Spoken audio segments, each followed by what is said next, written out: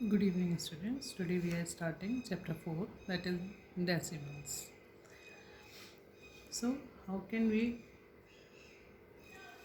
understand that the given number is a decimal number? So, here you can see we have a decimal, or you can say the point between the number.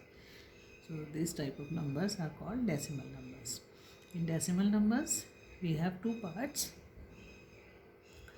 of the number given, or the digits given after the decimal is called decimal part, and before the decimal it is called integral part, or you can say the whole part. Now on place value chart we have to present the number like this. In decimals you can see that ones in the left we have whole numbers, ones, tens and hundreds, thousands and all, and after the decimal, or you can say that in the right hand side of the decimal we have tenth part, hundredths part, thousandths part. So you can see the fractional parts or decimal parts. So if a number is given like this, 431.876, the digits given after the decimal we have to say separately. It is not 876, it is 431.876. Now the expanded form of a decimal number. So 1 tens 100, if this is 100 place, so it is 400 plus 30 plus 1. Now after the decimal, 0.8 plus 0.07 plus 0.006 means 8 comes just after the decimal, so we have to write 0.08.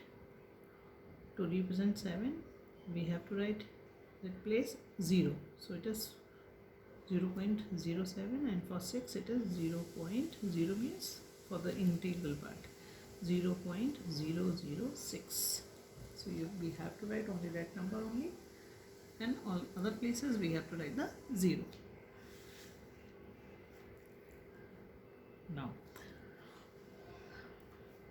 after that we can write these numbers with their place value. So 400 can be written as 4 into 100, 30 can be written as 3 into 10 into 1, where 1 is the digit and this one is the place value, plus 0.8 we can write it 8 into 1 by 10 because this is 10th place, and the next is 7 into 1 upon 100 means it is 100th place, plus 6 into 1 upon 1000 for the 1000th place. Now talking about the types of decimals, the first type is like decimal. So like decimal are those numbers having same number of decimal places. Here you can see we have same digits after the decimal. In this number we have 2 digits, in this number also we have 2 digits after the decimal, in this also, in this also. So these numbers are called like decimals. Now unlike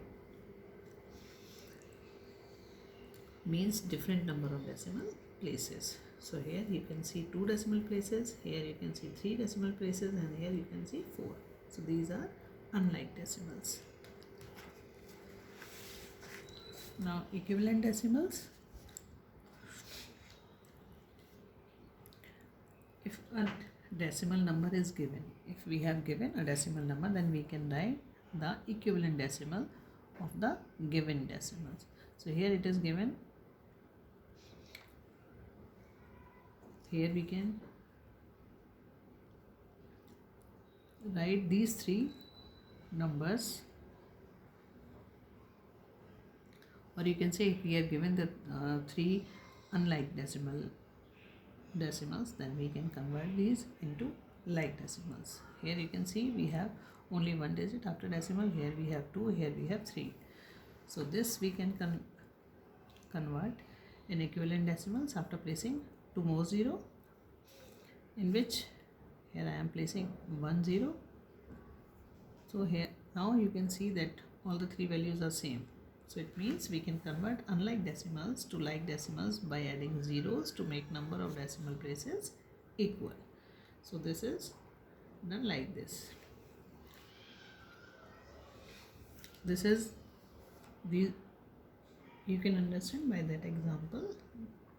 If we have 0.75 any number and the other number is 3.196, here you can see that these two are unlike decimals, but I'm placing 1 0 after 5.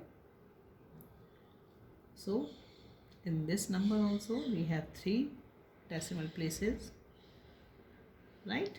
So it means these two numbers becomes like decimals.